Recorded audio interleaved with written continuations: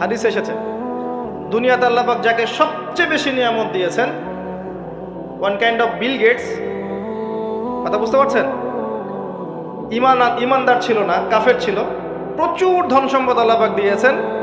আল্লাহ পাক তাকে এক মুহূর্তের জন্য জাহান্নামে ঢোকাবেন কিয়ামতের মাঠে, ঢুকিয়ে বের করবেন, বের করে বলবেন দুনিয়াতে সুখে ছিলে, দুনিয়াতে কি সুখে ছিলে তুমি?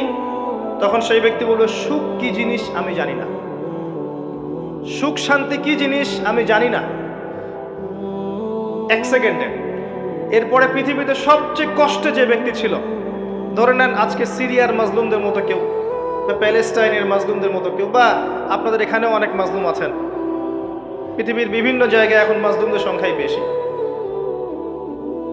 যাই হোক, তাকে ঢোকানো হবে জান্নাতে এক সেকেন্ডের জন্য, এক মুহূর্তের জন্য, ঢুকিয়ে আবার বের করা। আল্লাহর এক মুহূর্ত আবার আমাদের মতো নয়, ওই এক মুহূর্তেই সে অনন্তকালে স্বাদ পেয়ে যাবে। আল্লাহ পাকের এক মুহূর্ত